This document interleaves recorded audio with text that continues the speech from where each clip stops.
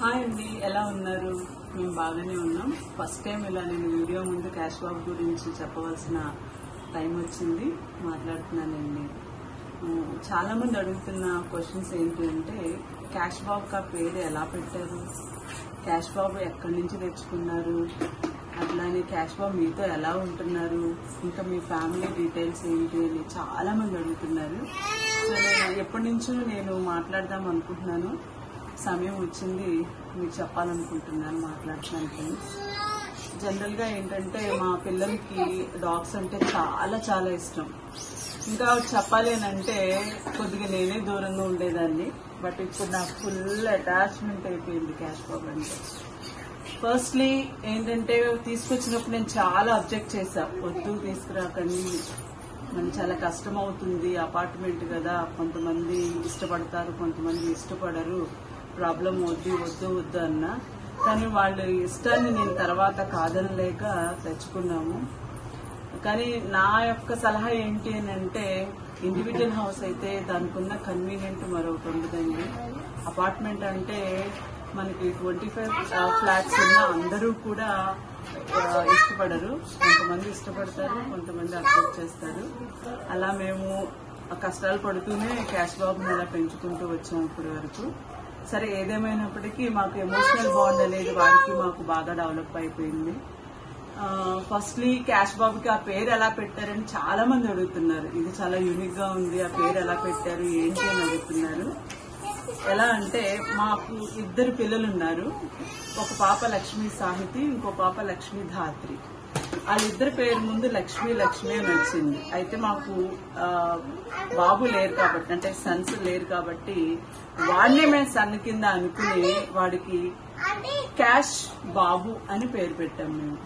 Cash అంటే లక్ష్మి, బాబు అటు bye కాబట్టి క్యాష్ బాబు అలా పేరు పెట్టాము అనమాట. అందులోని ఈ పేరు ఎవరు పెట్టారు అంటే మా పెద్ద పాప పెట్టింది.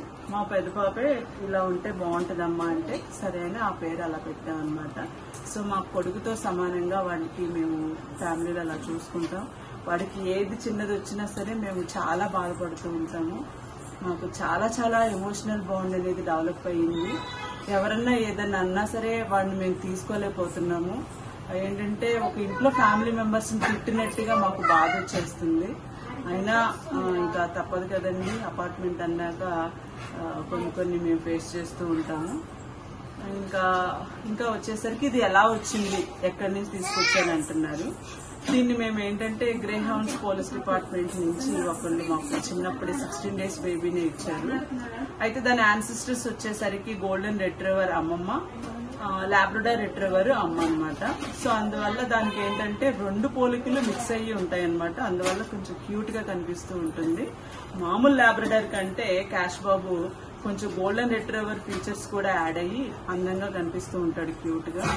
ఇంకా చెప్పాలంటే వాడు సడన్ గా కొన్ని క్యూట్ మూమెంట్స్ ఇస్తూ ఉన్నప్పుడు నేను కెమెరాని తీసుకురాలేకపోతాను, దూరంగా ఉంటది కాబట్టి. నాకు అందుబాటులో దొరికినవి మాత్రం కొన్ని క్యాప్చర్ చేసుకుని నేను వదులుతూ ఉంటాను, అప్లోడ్ చేసుకుంటూ ఉంటాను.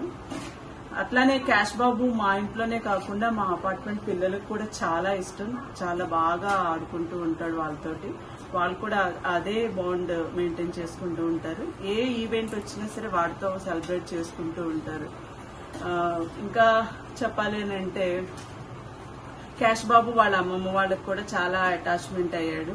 అలానే క్యాష్ బాబు బుల్లి చెల్లి అని మధ్య మధ్యలో కనిపిస్తూ ఉంటది. ఆ పాపకు కూడా క్యాష్ బాబు అంటే చాలా ఇష్టం అండి. ఈ విధంగా క్యాష్ బాబుతో మాకు జర్నీ సాగుతూ ఉంటుంది ఫ్రెండ్స్. ఈ వీడియో కనుక మీకు నచ్చినట్లయితే లైక్ చేయండి, షేర్ చేయండి, సబ్స్క్రైబ్ చేయండి. Thank you.